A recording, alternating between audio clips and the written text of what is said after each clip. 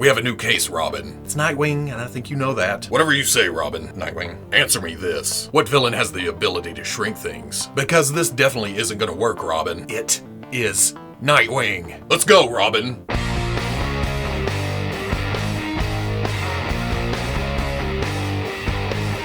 Okay, people, welcome back to another Fwoosh review. Today we're taking a look at the McFarlane Toys DC Multiverse, the Batman Who Laughs, Batgirl, and Nightwing. And I'm throwing them all together because they all contain a collect-to-build Batmobile part. Collect-to-build. CTB. Could it be CB? Maybe that'll get easier to say, or we'll come up with something along the way. Like CNC or BAF, Build-A-Figure rolls off the tongue, and even Collect and Connect kinda does, but collect-to-build, collect-to-build. Either way, it's another heaping helping of McFarlane DC toys that came out this month, or last month. They're recent. Looking at the box, the package is a little bit large. There is empty space in here. And to make it even larger, you have this Batmobile piece out here. The McFarlane standard line packages are already pretty big. Empty space behind the figure, but this also allows him room to come along and make bigger characters, larger characters, and yeah, I'm okay with that. On the side, you get the name of the characters, a window showing the Batmobile parts. On the back, a little diagram showing the Batmobile piece that comes with each character. Nice art from each character, and given that they only show these three characters on the back, this is almost like a series to itself. The build, what the hell is it called? The Collect-to-Build series. On the other side, name of the characters again, DC logo, McFarlane Toys. Top, a bunch of window. On the bottom, there's your legalese, your UPCs. Let's get these open. See what's going on here.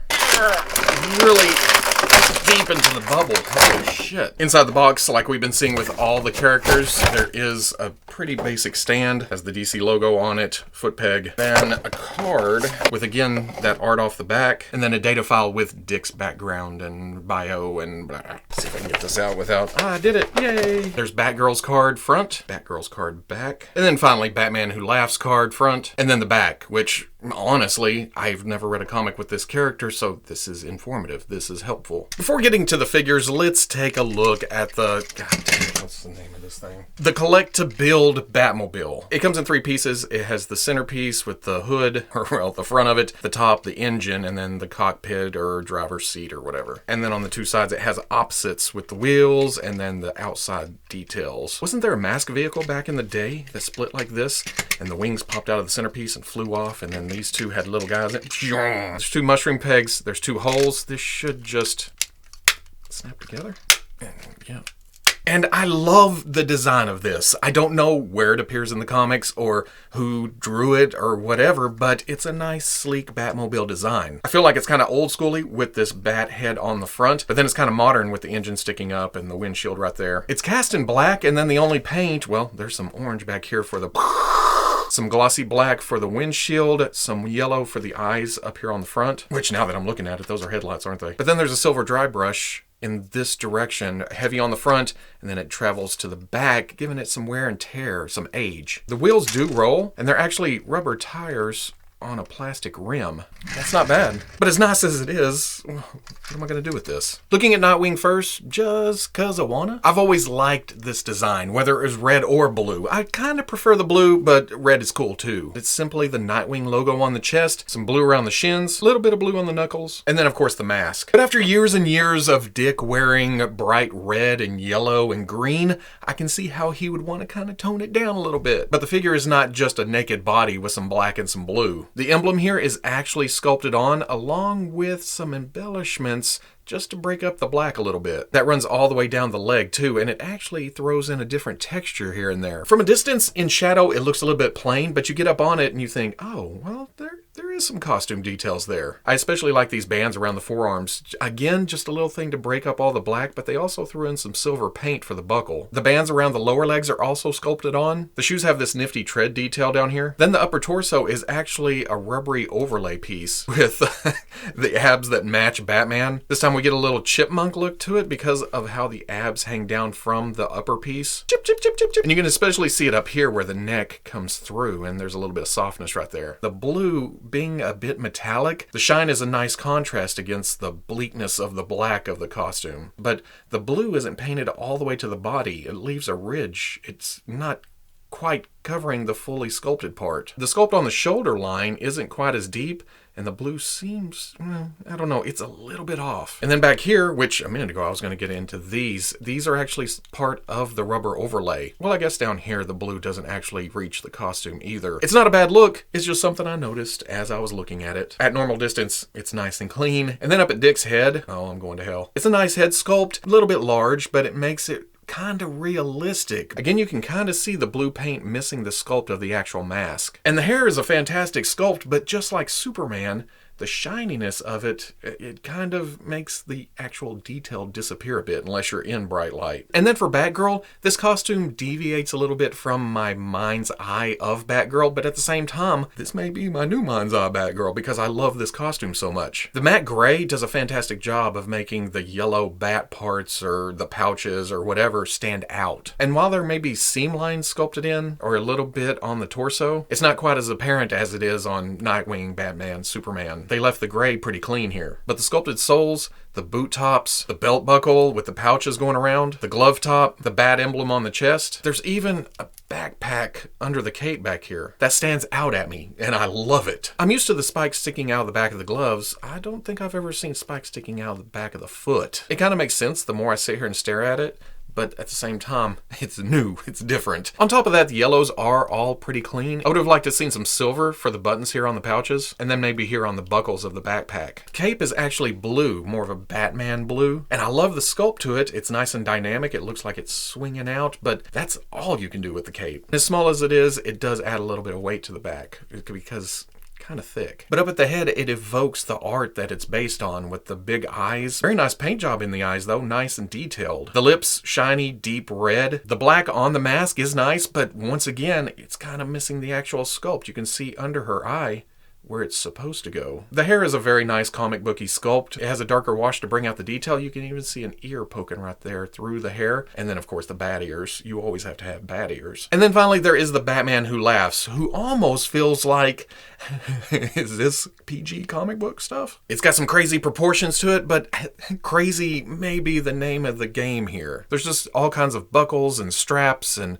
buttons and stitches. The torso here is just fantastically done. That carries down here to the wrist, and then the boots with the strap coming up over the foot part, the laces. And that plays nicely off the rest of the body, which is just, well, wrinkles here down on the arm, down on the leg. The full torso is an overlay piece coming down to the tails of the coat, which just look worn and torn. The hands are a stark white, which carries up over to the face, but we'll talk about that. And then the silver buckles, of course, all nicely punched in with, well, the stitches, the buttons, the buckles. It's subtle, but very nice. And then up at the head, like I learned off the back, this is Batman mixed with Joker, and I like this design. Looks like the lipstick is kind of running down. It's kind of fading into the white of the skin. You have this metal band around the head that goes up into bat ears, and that it looks like aged metal. It is a plastic, it's not a metal, but it looks so much like metal that you just gotta love it. And like I said, the torso overlay is a softer plastic here than most of the capes we see in this line. Doesn't really get in the way. Standing them all three together, it looks like three figures from three different sources, especially when it comes to head size, and that's what stands out to me most in any action figure line. We have Nightwing's big head, Batman Who Laughs' tiny head, and then Batgirl somewhere in between. But even though they look like they're from different comics, McFarlane definitely has a style to the base action figure. But then it also has a pretty consistent articulation scheme too. There's a ball joint at the top of the neck, and then down below behind the rubber overlay. So it does look up, looks down, no tilt, swivel. There is a ball joint going into the torso with this cap kind of hiding that piece of articulation. Works like a multi-directional butterfly joint. Forward, back, up, down. That comes out to a hinge and swivel that comes up, swivels around. Swivel at the bicep. Double elbow has so much range all the way up. But you will notice the elbow is not in line with the bicep itself. So when you have the arms down to its side, you try to turn it in to line these up, and it doesn't want to go. Swivel, hinge, swivel at the wrist, up, down. But if you turn that and then the hand at the end, you can also go side to side. Mid-torso ball joint, waist ball joint, but not as much range as I would like. Lots of arc back though. Standard McFarlane hips hidden behind a rubber overlay crotch piece, and that swivels up to 90. Back hinges out. That does swivel on the assembly, but it's sculpted in a way to where it crashes on the front and back. So it's like kind of swiveling a square against a wall. Boom, boom, boom, boom, boom. Also, just like the Fortnite figures, which this articulation scheme is based on, if you crunch it down, then you try to bring the leg up, it tries to kind of catch in between there, especially if you have it cranked like that, then it's in the way. It locks the leg in. So if you want to pose, you got to bring that up, you got to bring that out, and then bring this down, but then the torso crashes into the leg. So you run into the same problem, kinda. Double knee, oh bing, does kick his own Nightwing ass. There's a swivel hinge swivel at the ankle, back, forward. Then there's also a forward facing pin, get some rocker. And then the toe joint goes that far. For Batgirl, she only has a ball joint at the top of the neck, I think. But then you have the long hair here. You're not gonna get a lot of up. A little bit of down, hair in the way of the tilt, but it's still there. Swivel, you have the very nice shoulder joint, hinges up, swivels around, swivel at the bicep. Double elbow comes all the way up. Same wrist joint as the rest. Ball in the mid-torso, ball in the waist, a little bit of crunch. Arc back, tilt side to side. Hip swivels up, back, all the way out. And if you have it out a little bit, you can see how the swivel's supposed to work. Well, it's still a little bit limited. It crashes. Double knee, not quite, but damn close. Same angle as the rest, goes back, goes forward. Rocker, toe joint. Batman Who Laughs has a ball joint at the top of the neck, at the bottom of the neck, looks up nicely, buries the chin. Crazy tilt. Swivel. These shoulder pads come out over the arm, but you still get side to side, up, down, hinges up, swivels around, well, around that thing. Whoop. Cut joint for the bicep, which I can see why they went here. It's wrinkled, it's baggy, but it really breaks up the skull. Double elbow, oh, all the way up. That same wrist joint again. And then this is where this figure gets interesting. This is a rubber overlay, and there's some kind of joint in there. Because of this being sealed shut, it kind of gets in the way. But you can definitely feel it's open in the middle. Really have to crank on it, and you can get down. And then there's also arc back all the way. You can see the joint in there. It's a big old hinge. Watch out for that getting stuck in there too. He actually has the most crunch. His crotch piece is hard plastic. The leg wants to stop right here, but if you rotate, you can keep coming to about right there. There's back, out, not as nice as the rest. Double knee, oh yeah, kicks his crazy ass. In fact, look how much joint there is right there. Come back to the same ankles, back a little bit, forward facing pin for rocker, toe joint. For accessories, Nightwing comes with his 2 sticks, have a texture sculpted on for the handle part, and the rest is pretty smooth. But then out of these 3 figures, Nightwing has the toughest hands. I've tried to pry them open, stick it in there. The best way is to just push until it slips in. Then like I talked about, there's these hooks on the back that just snaps right in. And even more awesome, he has the articulation to reach back and make it look like he's pulling the stick off his back. Batgirl comes with a Batarang. Again, it's pretty much just a flat bat. It is kind of thick though. I don't know why they're doing this, to make it easier to grip maybe or something, but it isn't the same Batarang that comes with Batman. Put it in her hand, she grips onto it. I don't know, it just looks chunky. This is less bladed throwing weapon and more blunt force trauma when it cracks you upside the head. And then also like Batman, she comes with a grapnel gun with this very stylized shooting out cable. It's windy, it's twisty, it's comic booky. But like the Batarangs, it's not Batman's reused. Hers is more grappling hook on the end, more pistol-like down here. His is kind of comic book science with a Batarang on the end. The trigger finger on the left hand, you kind of pry this in, get it around, and it fits perfectly. Trigger finger through the guard. I don't know if Barbara's left-handed, but it works out well with the hair covering the right eye. And then the Batman Who Laughs comes with these 2 bladed weapons. They both match with the wooden handles, the black wrap, and then the blade looks aged. In fact, it looks kind of like there's some kind of dried substance on it. And then his hands are a little bit more open. Easier to get the weapons in, actually. Nice and tight, not gonna fall out. All 3 stand at around 7 inches tall to the tippy top. Well, he's a little bit taller. He's a little bit taller.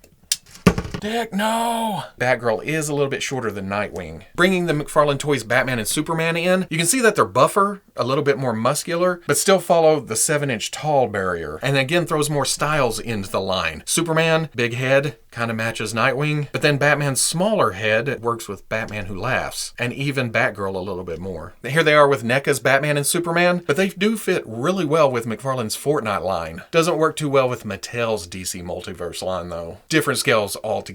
Unless you go by head size and you feel like the Batman Who Laughs is some crazy altered bastard that can be a little bit bigger. But then that definitely doesn't work, and that definitely doesn't work. So at the end of the day, 3 fantastic characters translated nicely into plastic form, along with a collective build Batmobile that I don't know what I'm going to do with. I like the look of it, but I can't help wishing it was much, much larger. But the figures themselves, they may not be my beloved 1/12 scale, but they are still nice action figures. I wish there was more consistency across the line, especially style-wise. Pick an artist or pick a style and just run with it. I understand it's called DC Multiverse and it's going to pull from lots of different sources, but at the same time, I'd like, well, head sizes, body proportions. You can pick costumes from anywhere you want to, but keep the base body itself, where Batman looks good next to Nightwing. At the moment, Nightwing's head is much, much bigger than Batman's. And that to me makes me not want to stand them next to each other. But at the same time, I feel like they're still in the learning period. They threw out this first wave. They may see what sticks and then run with that with future releases. When it comes down to it, the inconsistency does bug me, but at the same time, they're very nice action figures. If you're riding off this line because it's the wrong scale or not your style, I can completely see that. But if you're avoiding it just because you think, well, McFarlane, it's fragile, it's just going to break all over you, and statues, it's not going to be articulated, I want action figures, give it a try. You know, it's a different style of articulation, but it does get you a lot of movement, although I'd like to see more torso. So if you like the review, comment, like, subscribe, or whatever the platform you're watching this on allows. Much love to the Plus. If you're interested in seeing videos early or just in a position to help out the channel, patreon.com. But wherever you may be watching this, I'll catch you on the Fwoosh.